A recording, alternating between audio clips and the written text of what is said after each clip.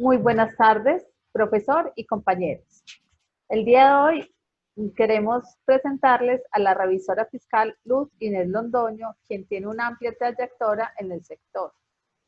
Lleva más de 30 años llevando revisorías fiscales en diferentes sectores y la vamos a invitar a que ella misma nos cuente un poco más de su experiencia.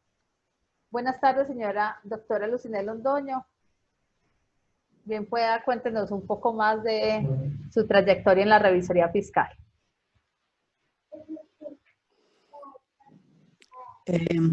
Buenas tardes para todos. La inclusión o la entrada como revisor fiscal mía se empezó más o menos cuando ya la contabilidad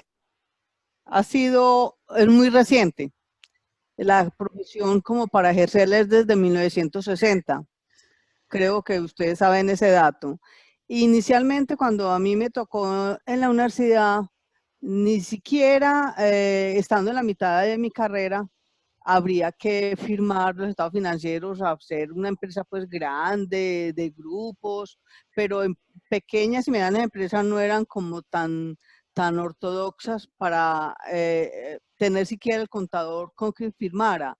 De hecho, había mucho contador que se llamaba autorizado, pero ya luego fue creciendo y el Código de Comercio, en su artículo 208 y 209, creó la obligatoriedad para firmar estados financieros por un revisor fiscal, que no es precisamente, que tiene que ser contador, eso sí, pero que no es el contador de la empresa, porque el revisor fiscal va a, a dictaminar los estados financieros y va a decir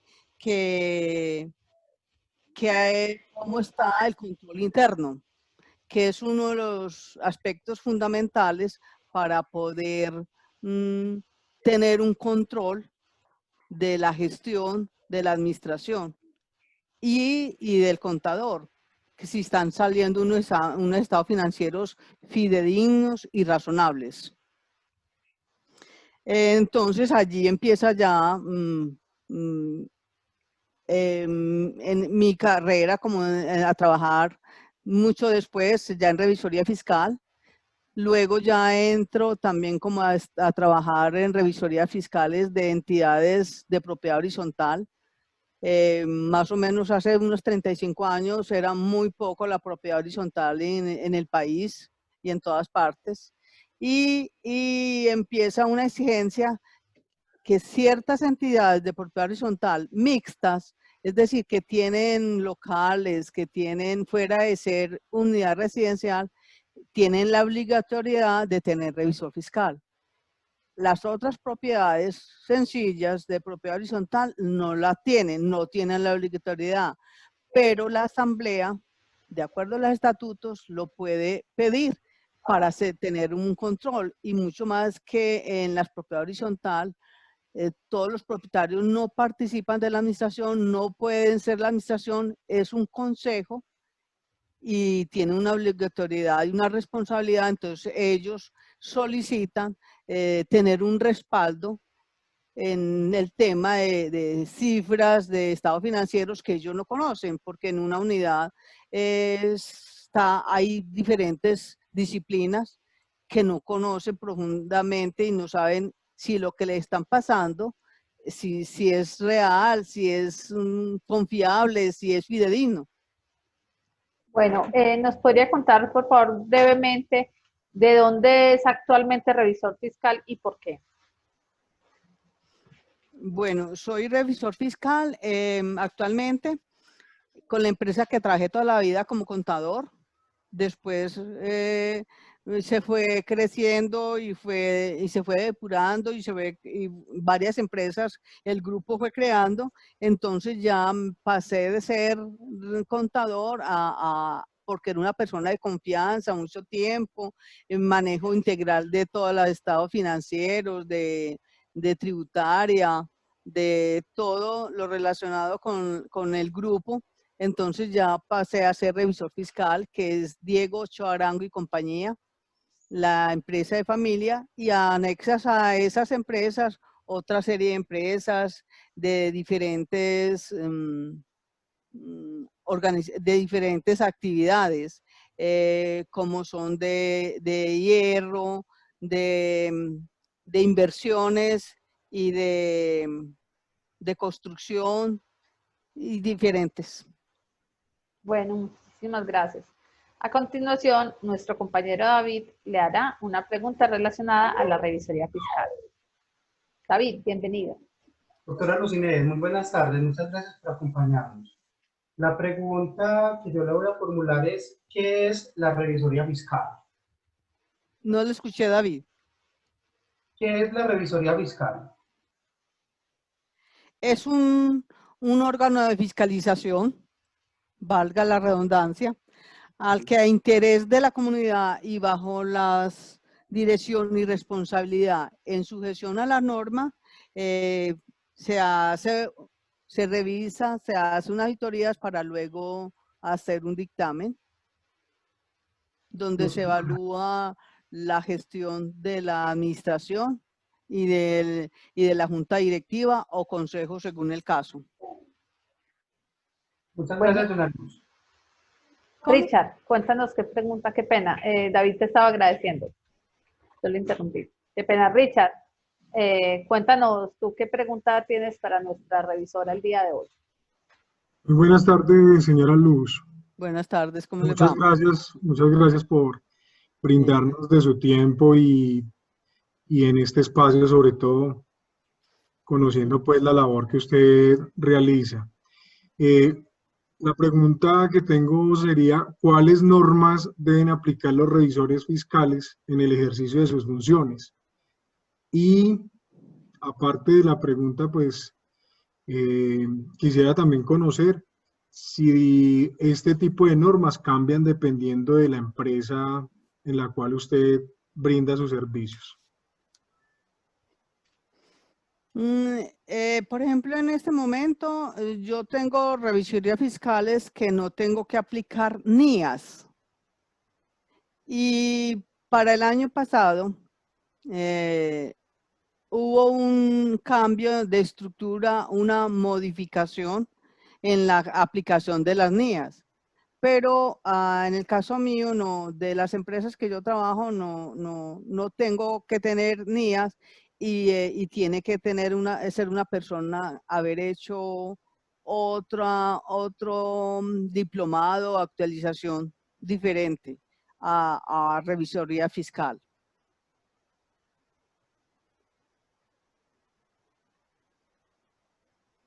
Aló.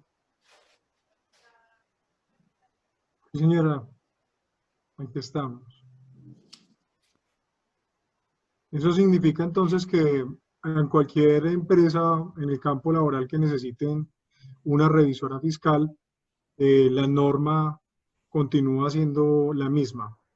Sí, es muy constante, es decir, no hay mucho cambio y los cambios por ejemplo, en este momento se suscitaron después de las NIF, porque entonces ya exige diferente tipo de revisor fiscal para una empresa grande, determinado VT, de determinados números, que para una empresa pequeña simplemente con que sea contador. En cambio hay otras que ya exigen por la información que tiene que pasar a tener una especialización en revisoría fiscal. Bueno, y lógicamente experiencia. Por eso para las empresas grandes los revisores fiscales no son por personas, sino por hechos y por empresas. Tiene las grandes empresas que son más que revisores, son auditores. Las empresas internacionales que son las que hacen las veces de revisor fiscal en las grandes empresas. Por mencionar unas. ¿Cómo es? La Price. PricewaterhouseCoopers. Sí. Hay otras que en este momento, pues, uno no las oye como tan popular como mencionar porque es más que todo dirigida a las grandes organizaciones. Pero hay mucha empresa ya pequeña que necesita tener revisor fiscal y casi siempre se hace a nivel personal, porque no tiene que tener un grupo. Las firmas grandes tienen como contador, como revisor, una firma, y fuera de eso le pone un departamento para que tenga personal, para que pueda hacer toda su gestión y abarque todo el trabajo que haya que hacer. En una empresa pequeña, uno va, revisa un mes, revisa unos inventarios, revisa un manejo de caja, unas cuentas por cobrar, pero uno lo alcanza, lo abarca sin necesidad de mucho personal que le tenga que tenga colaboración. Por eso usted hoy en día encuentra revisores fiscales de 300.000 pesos y revisorías fiscales de 40 y 50 y 100 millones de pesos. Entonces, es la ventaja que es como el campo de acción que un contador tiene. Ya verá si se organiza, si hace una organización, un negocio, una empresa para participar como revisor fiscal en los grandes grupos, o lo hace a nivel personal, bajo perfil. Muchas gracias, doña Luz. Muy ilustrativa toda tu explicación. Gracias. Cuéntenos, por favor, doctora Luz Inés, ¿cómo sabe que en la empresa en la que usted está o participa cumple con la obligatoriedad del revisor fiscal?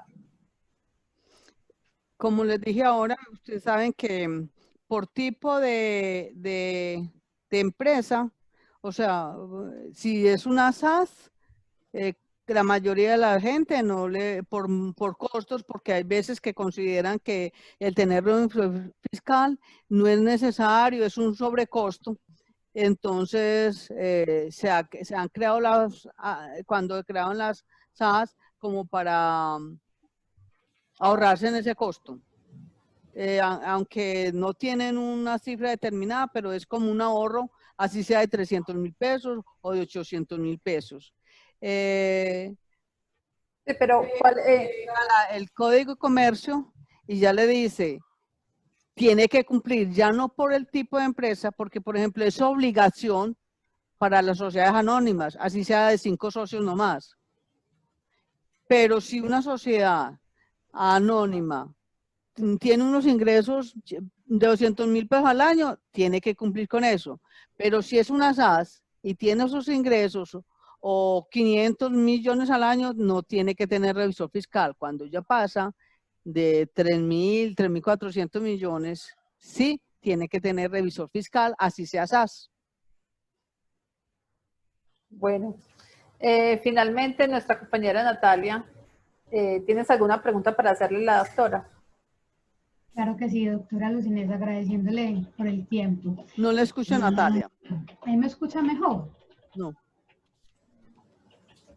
¿Ahí me escuchan? Sí, sí, ya. Sí, listo. Si en las revisorías que usted ha realizado durante todo este tiempo usted ha detectado algún manejo inadecuado, de pronto cuál fue y cómo fue tratado o penalizado, me gustaría como conocer esa experiencia. Bueno,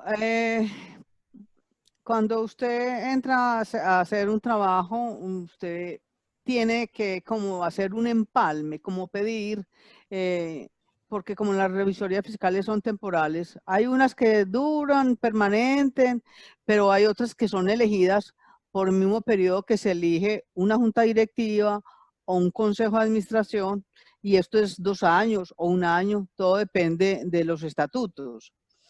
Entonces, es muy rotativo ese tipo de empresas. Entonces, las políticas que tiene cada entidad son las que le van a dar durabilidad a un proceso.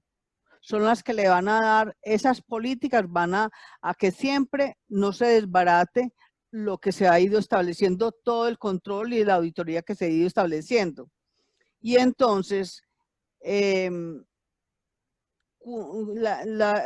los consejos o las juntas directivas se confían mucho y no le prestan importancia. Es de ahí cuando usted llega y se encuentra con sorpresas, porque solamente se limitan a creerle a la junta y no creer qué está pasando, qué gestión se están haciendo, qué no se está cumpliendo, qué normas no están cumpliendo, de qué manera lo están haciendo. Entonces se relaja.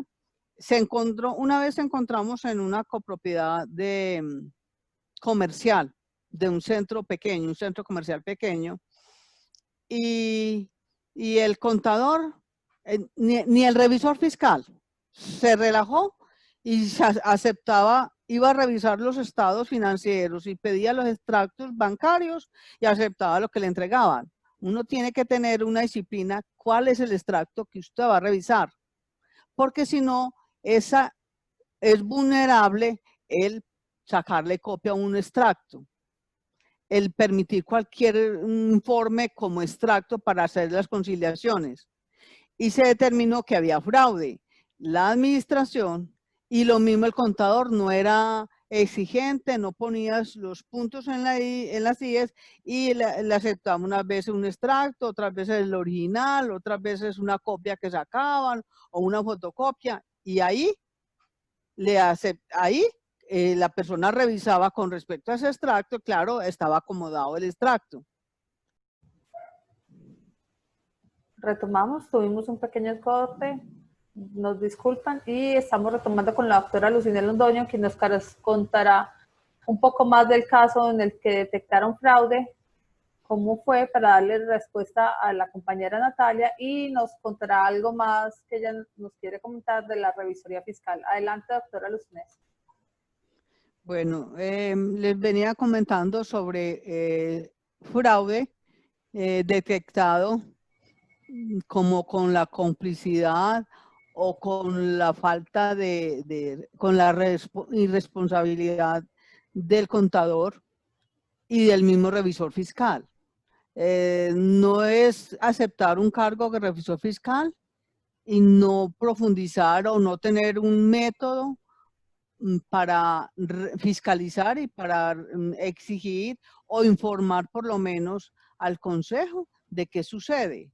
Si usted no tiene que cambiar las cosas como revisor fiscal, pero sí tiene que informar y sugerir, y ya el consejo y la administración tendrá en cuenta esas sugerencias y harán los correctivos pertinentes.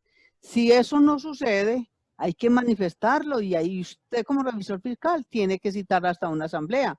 Sin ninguno de esas personas, ninguno de esos responsables toman medidas a las inconsistencias que inicialmente usted encuentra, pero cuando no dejar llegar hasta el tope que se permitan fraudes.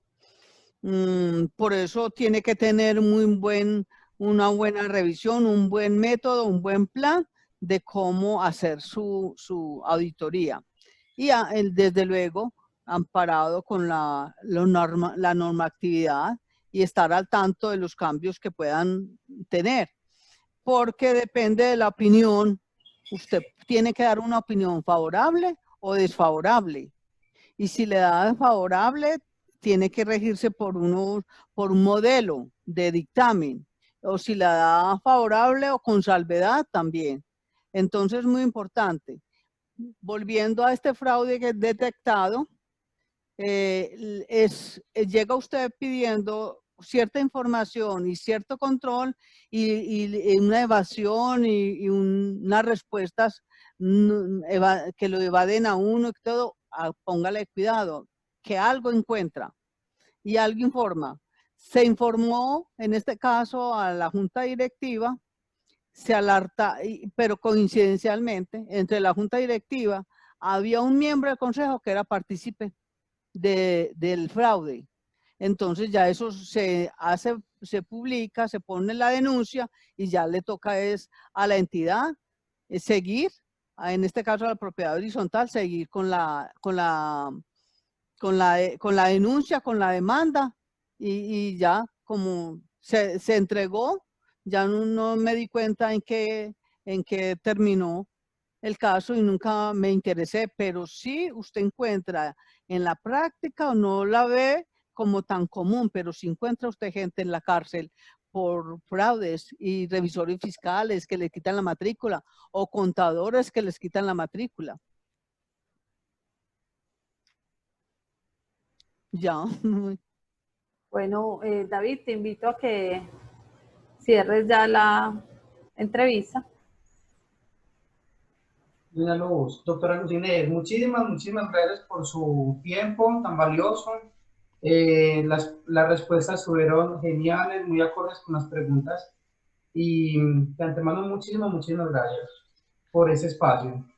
Bueno, con mucho gusto. Cualquier cosa a la orden. Hasta luego, que esté muy bien. Hasta luego, que esté muy bien. Hasta luego, doctora Luz. Muchas gracias. Hasta luego, que esté muy Hasta luego, bien. gracias. Natalia, que esté muy bien. Hasta luego.